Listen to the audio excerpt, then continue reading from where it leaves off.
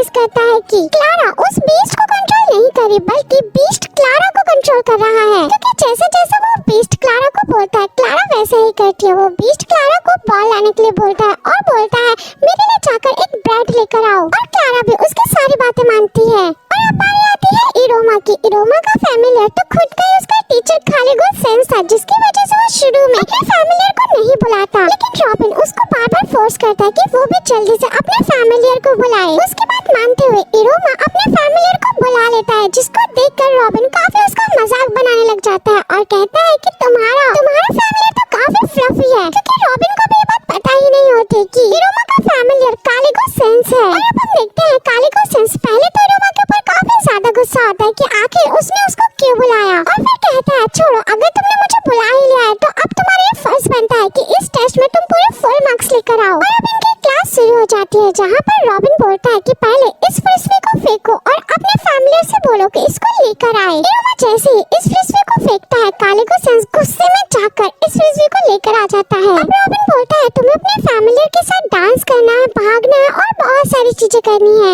कालीगुड sense को ये सब करते हुए काफी ज्यादा गुस्सा आ जाता है और वो काफी थक भी जाता है, लेकिन वो फिर भी सब कुछ इरोमा के लिए करता है ताकि इरोमा को अच्छे मार्क्स मिल सके।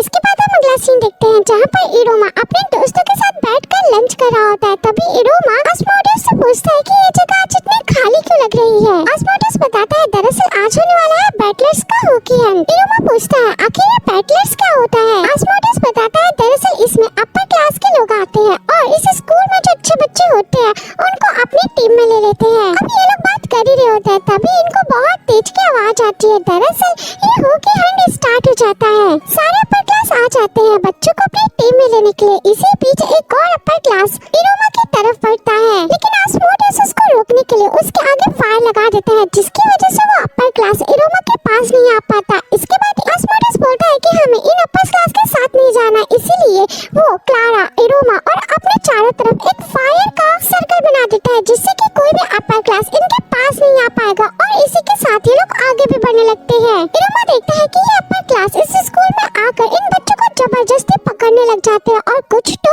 इनको जबरदस्ती बांध कर लेकर जाने लगते हैं। ये देखकर इरोमा काफी ज्यादा डरने लग जाता है और कहता है सच में ये तो बहुत ज्यादा गलत कर रहे हैं। तभी वहाँ पर स्टूडेंट काउंसिल की टीम आ जाती है। इरोमा ये देखकर काफी ज्यादा शॉक्ड हो जाता है कि आमिरी स्टूडेंट काउंसिल की लीडर है, क्योंकि इससे पहले इरोमा को ये बात पता ही नहीं थी।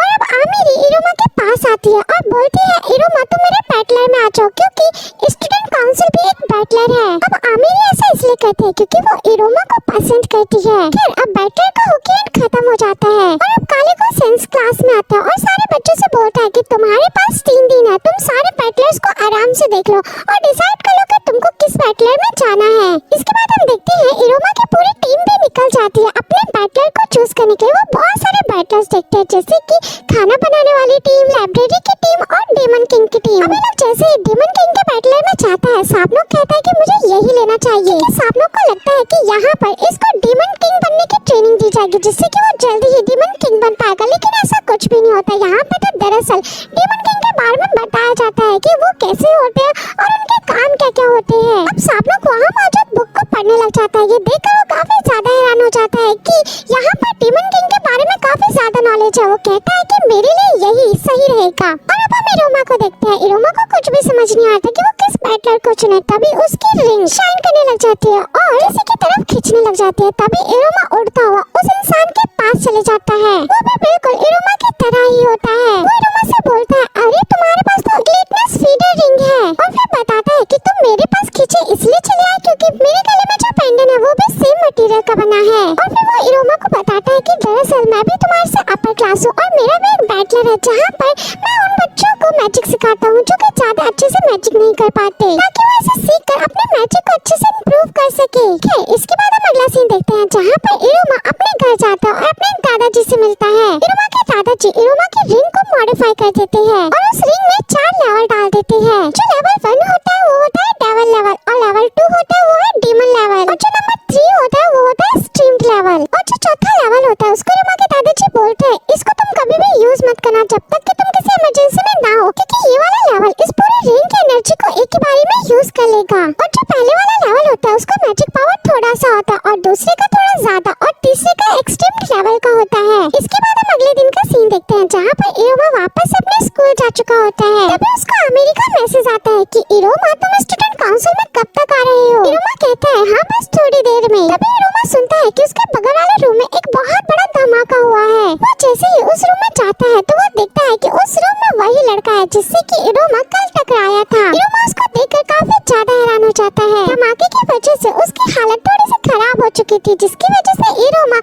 उसकी थोड़ी सी केयर करने लगता है। अब इरोमा उससे पूछता है कि आखिर तुम्हारा नाम क्या है। वो लड़का बोलता है मेरा नाम किरियो है और मैं मैजिक में थोड़ा सा कमजोर हूँ, इसीलिए मैंने ये मैजिक पेटला बनाया जिसमें कि मैं उन बच्चों को लेता हूँ जो कि मैजिक में थोड़े से कमजोर होते हैं, लेकिन शायद मैं यहाँ पर ऐसा अकेला बच्चा हूँ। इरोमा बोलता है अच्छा तो आपने यहाँ पर क्या क्या बनाया है। अब किरियो इरोमा को अपनी काफी सारी चीजें दिखाने लग जाता है। इसी बीच वो इतना ज्यादा एक्साइटेड हो जाता है कि इस चक्कर में उसके मुंह से खून निकलने लगता है। देखकर इरोमा काफी टेंशन लेने लगता है, लेकिन किरियो बोलता है तुम टेंशन मत लो, मैं थोड़ा सा कमजोर हूँ, बस इसीलिए ऐसा हुआ। अब धमाके की वजह से वहाँ पर कुछ टुकड़े गिर जाते हैं जिसको कि इरोमा देख लेता है और वो उसको कुछ पजल की तरह लगता है, जिसकी वजह से वो जल्दी से उसको जोड़ देता है जो कि हार्ट शेप का कुछ बन जाता है।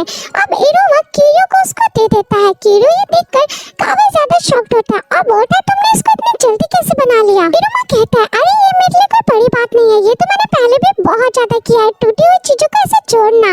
अब किरियो उस हार्ट को लेकर एक मशीन में डाल देता है और बोलता है कि इरोमा मैं तुमको दिखाता हूँ कि ये मशीन कैसे काम करती है। दरअसल मैं एक ऐसी मशीन बनाना चाहता हूँ जिससे कि उन बच्चों की हेल्प हो सके जो कि मैजिक अच्छे से नहीं कर सकते, ताकि इस मशीन से उन बच्चों को मैजिक मिल सके और वो भी बाकी बच्चों की तरह मैजिक अच्छे से कर पाए। ये सुनकर इरोमा को काफी ज्यादा अच्छा लगता है। इस वजह से वो आमिरी को मैसेज कर देता है कि आज वो वहाँ पर नहीं आ पाएगा। ये सुनकर आमिरी काफी ज्यादा दुखी हो जाते हैं क्योंकि आमिरी ने काफी सारी तैयारी कर रखी थी इरोमा के लिए। इसके बाद इरोमा किरियो से बोलता है क्या मैं तुम्हारा क्लब ज्वाइन कर सकता हूँ। किरियो कहता है हाँ क्यों नहीं। और अब इरोमा अपने दोस्तों से बोलता है कि उसने किरियो का क्लब ज्वाइन किया। ये सुनकर उसके दोस्त भी बोलते हैं कि ठीक है आपने जो क्लब ज्वाइन किया हम भी वही करेंगे। इसके बाद आसमोडियस और क्लारा पे जाकर किरियो का क्लब ज्वाइन कर देते हैं। ये देखकर किरियो काफी ज्यादा खुश हो जाता है। उसके क्लब को ज्वाइन करने के लिए भी काफी सारे लोग आने लगे हैं। इसके बाद हम अगला सीन देखते हैं जहाँ पर इरोमा आमिरी के पास जाता है। ये देखकर आमिरी काफी ज्यादा खुश हो जाती है। उसको लगता है कि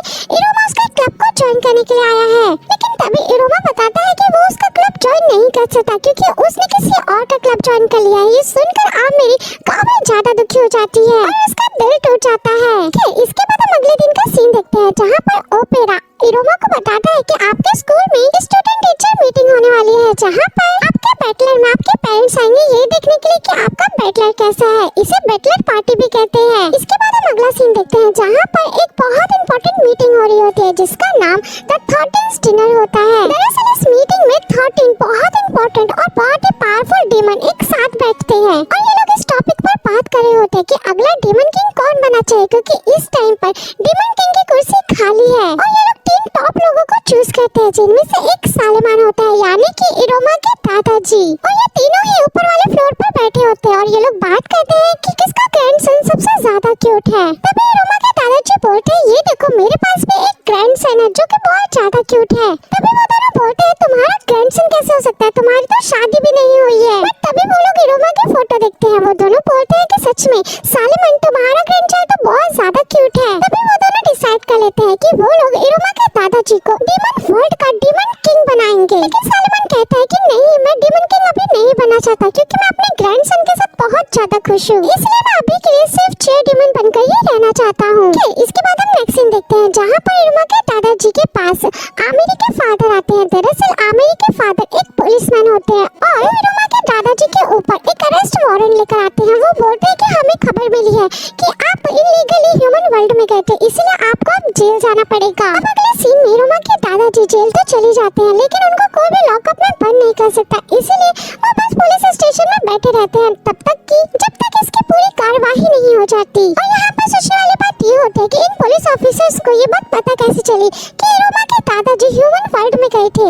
इसके बाद हम स्कूल का सीन देखते हैं जहाँ पर सभी बच्चे काफी ज्यादा खुश होते हैं और काफी नर्वस भी होते हैं कि उनके पेरेंट्स उनको देखने के लिए इस बैटलर पार्टी में आएंगे। और यहाँ पर इरोमा काफी ज्यादा खुश होता है कि पहली बार उसके घर से उसके स्कूल में कोई आएगा, क्योंकि पहले वाली लाइफ में उसके फैमिली को तो उससे कोई मतलब ही नहीं था। और इस बार उसको काफी ज्यादा कॉन्फिडेंस होता है कि इस बार उसके दादाजी जरूर आएंगे स्कूल में और उसको बहुत ज्यादा चीयर करेंगे। इसके बाद हम इरोमा के दादाजी को देखते